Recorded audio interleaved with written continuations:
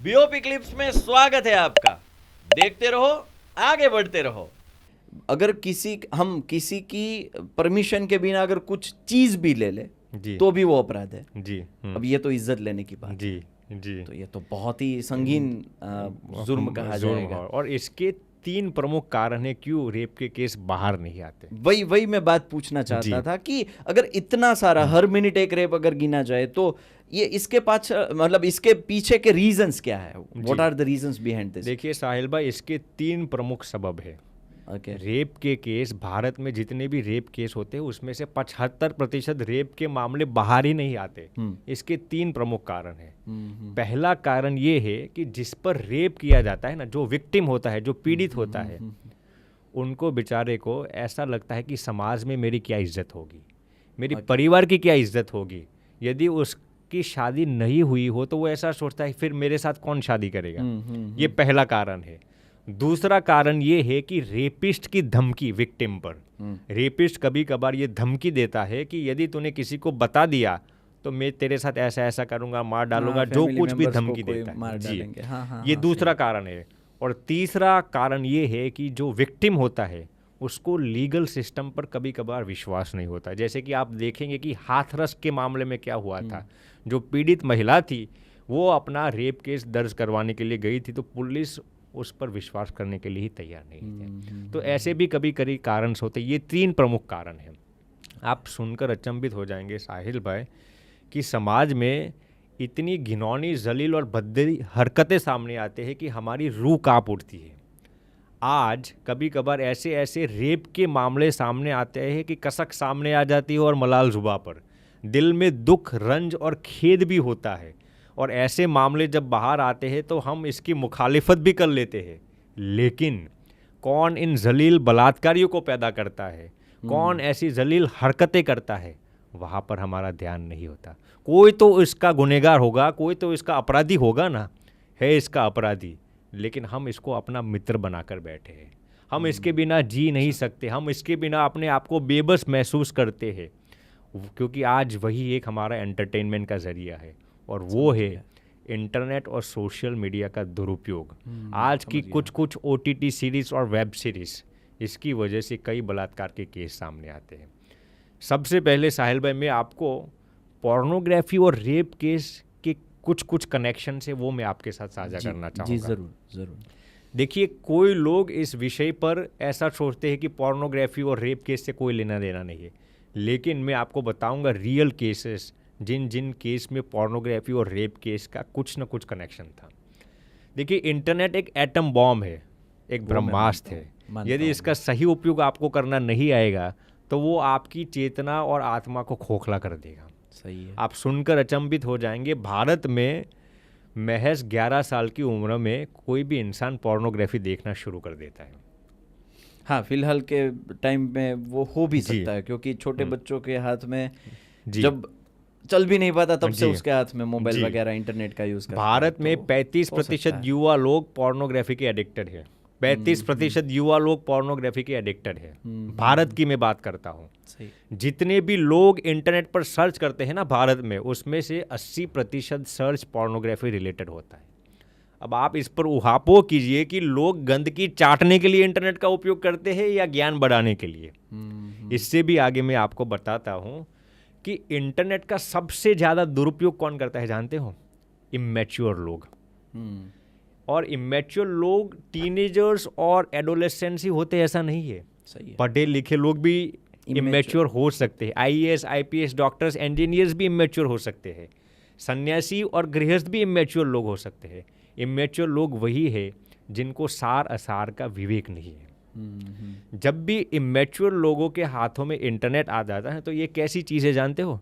जैसे कि कोई इंसान कभी भी पैसेंजर बनकर भी फ्लाइट में नहीं बैठा, वो आज पायलट बनकर फ्लाइट उड़ाने बैठ गया है। वो खुद तो मरेगा लेकिन सबको मार के रहेगा।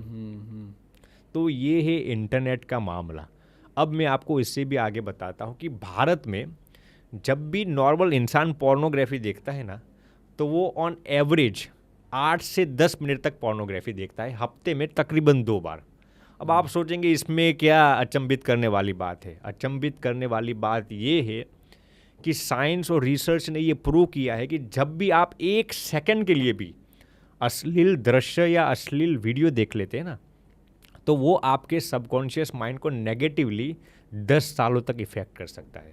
मान लीजिए कि किसी ने 1 सेकंड के लिए पोर्नोग्राफी का सीन देख लिया, किसी ने मूवीज में 1 सेकंड के लिए खराब दृश्य देख लिया, किसी ने सड़क पर किसी ऐसे व्यक्ति को देख लिया 1 सेकंड के लिए जो उसकी काम वासना को उत्तेजित करे, किसी ने रास्ते पर होर्डिंग्स पर ऐसा दृश्य देख लिया जो उसकी काम वासना को भड़काए 1 सेकंड के लिए, तो रिसर्च ये प्रूव करता है कि वो 1 सेकंड का दृश्य या वीडियो उसको 10 साल तक मैस्टरबेशन भी करवा सकता है, स्वप्न दोष भी करवा सकता है, और उससे आगे कभी कभार उसकी वजह से रेप केस भी आ सकते हैं। मतलब वो जो सीन जो 1 सेकंड के लिए देखा है वो मस्तिष्क में सेव्ड रहता है 10 सालों तक, 10 साल तक, मतलब उसका इफेक्ट आ सकता है, कभी आ सकता है, और कभी भी वो याद आ सकता जी। है। अच्छा। इसकी संभावना, ये रिसर्च ने ये प्रूव किया है कि 1 सेकंड का खराब अश्लील दृश्य या वीडियो आपकी सबकॉन्शियस माइंड में आपको नेगेटिवली समझ गया 10 साल तक इफेक्ट कर सकता है। अब आप इस पर उहापोह कीजिए कि जो लोग हफ्ते में 2-2 बार 10-10 मिनट के लिए पोर्नोग्राफी देखते हैं वो समाज के लिए कितने खतरनाक साबित हो सकते हैं। और ऐसा नहीं है कि देखिए परिवार में लोग इस विषय पर चर्चा करने से कतराते हैं, लेकिन ऐसा नहीं है कि परिवारों में इसकी समस्याएं नहीं है। कभी कभार 3-3 पीढ़ियां तक परिवारों में इसकी समस्या होती है। अब बाप भी बेटे को कैसे कह सकता है कि बेटा तू पोर्नोग्राफी मत देख, क्योंकि कभी कभार बेटे से ज़्यादा बाप पोर्नोग्राफी का ज़्यादा एडिक्टेड होता है। ऐसे भी मामले सामने आते हैं। अब मैं आपको दूसरी बात बताता हूँ कि भारत में जितने भी लोग प्रोफेशनल सेक्टर्स में काम करते हैं ना, फिर वो स्कूल्स हो, कॉलेजेस हो या फिर जॉब्स पर हो, कॉर्पोरेट सेक्टर्स में है, उनमें से 35% लोगों को एक्स्ट्रा मैरिटल अफेयर होता है। 35% लोगों की मैं बात करता हूँ, और वो भी शादीशुदा लोगों को एक्स्ट्रा मैरिटल अफेयर होता है। कभी कभार एम्प्लॉयर को एम्प्लॉइज से अफेयर होता है, कभी कभार अंदर अंदर कोवर्कर्स को एक दूसरे से अफेयर होता है, कभी कभार रिसर्च में ऐसे भी केस आते हैं कि पति एक दूसरी कंपनी में काम करता है, पत्नी एक दूसरी कंपनी में काम करता है, पति को वहाँ पर दूसरी महिला के साथ अफेयर होता है, पत्नी को वहाँ पर दूसरे मर्द के साथ अफेयर होता है, और जैसे ही दोनों ऑफिस से घर पे आते हैं दोनों एक दूसरे को सच्चे प्रेम करने की नौटंकी करते हैं। अब रिसर्च में ये प्रूव हुआ है कि ये जितने भी एक्स्ट्रा मैरिटल अफेयर होते हैं ना, उसका सबसे मेन कारण क्या है जानते हो? Over exposure to social networking sites, यानी कि पोर्नोग्राफी देखना या कोई भी सोशल नेटवर्किंग साइट्स का अधिक दुरुपयोग करने से ये मामला होता है। ओके ये रियल रिसर्च में ये प्रूव हुआ है। अमूमन जितने भी रेपिस्ट होते हैं ना, उनको पोर्नोग्राफी का एडिक्शन होता है। अमूमन जितने भी रेपिस्ट रेप करने से पहले पोर्नोग्राफी देख के आते हैं। आप देखेंगे कि तब उसका माइंड ट्रिगर्ड हुआ होता है। हाँ, आप देखेंगे कि कोलकाता रेप केस में जो मामला सामने आया, उसका रेपिस्ट ने भी बलात्कार करने से पहले पॉर्न की वीडियोस देखी थी। उसकी फ़ोन हिस्ट्री में ये मालूम पड़ा। 2012 में निर्भया रेप कांड ने पूरी दुनिया को झकझोर दिया था। तो 2012 के जो निर्भया रेप कांड का जो रेपिस्ट था, उसने भी बलात्कार करने से पहले पोर्नोग्राफी के वीडियोस देखे थे। 2018 में जो देहरादून रेप केस हुआ था, रेप कांड हुआ था, गैंग रेप हुआ था, उनके जो रेपिस्ट थे उन्होंने भी बलात्कार करने से पहले पॉर्न के वीडियोस देखे थे। अभी कुछ महीने पहले ही पिछले जुलाई में आंध्र प्रदेश में जो 3 नाबालिग लड़कों ने एक 8 साल की बच्ची पर जो बलात्कार किया था ना, वो लोगों ने भी प्रेरणा कहाँ से ली थी? पोर्नोग्राफी वीडियोस से। तो लोग ये कहते हैं कि पोर्नोग्राफी और रेप से कोई लेना देना नहीं है, ये तो रियल रिसर्च बताता है। It is directly proportional, whether you are ready to believe it or not, but it is directly proportional. अब मैं आपको पिछले हफ्ते की ही बात करता हूँ जी। भारत में लोगों का एवरेज इंटरेस्ट पोर्नोग्राफी का सर्च करने का गूगल पर 90% था। 90% जॉब रिलेटेड सर्च करने का एवरेज इंटरेस्ट था 18% गूगल पर, और हम बोलते हैं अनएम्प्लॉयमेंट है जी। और जो कोलकाता रेप केस हुआ था ना, उस विषय की जानकारी प्राप्त करने के लिए लोगों का एवरेज इंटरेस्ट था 30%।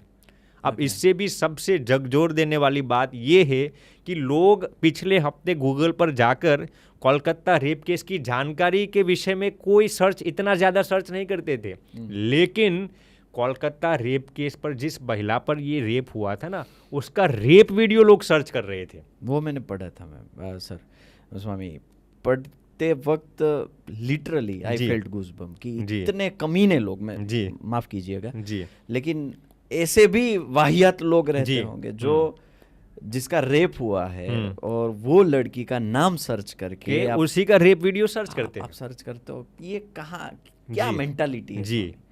हमारी सोच कितनी घिनौनी हो चुकी ये मैं बताता हूँ। लोगों को वुमेन सुरक्षा में रस नहीं है, महिलाओं की सुरक्षा में दिलचस्पी नहीं है, लेकिन बेचारी जिसका बलात्कार रेप हुआ है ना, उन्हीं का रेप वीडियो लोग गूगल पर जाके सर्च करते हैं। और मैं भारत की ही ये बात करता हूँ, ऐसे मामले सामने। और हम मानते हैं हमारा देश धार्मिक है, शायद ये कंट्रोवर्शियल स्टेटमेंट होगा, लेकिन वास्तविकता कुछ और दिखा रही है। ऐसा होता है। हाँ, सही है। अब अच्छे लोग हैं, मैं मना नहीं कर रहा हूँ, लेकिन जो लोग ये टॉपिक पे हमें महिलाओं की, आपने बताया सुरक्षा के बारे में बात करनी है, हमें हमारी मेंटालिटी चेंज करने के बारे में जब हमें टॉक करनी चाहिए, तब जी वो क्रिटिकल टाइम पे जब ये मामला सामने आया है, पूरा देश इसके बारे में बात कर रहा है, और हम तब ये इसके बारे में मतलब रेप वीडियो जी बहुत ही, ये तो मतलब तो मे बी जब जैसे आपने बताया साहिल जी, मे बी रिसर्च पर गौर करता था तो मुझे ये मालूम पड़ा कि people are searching for the rape video.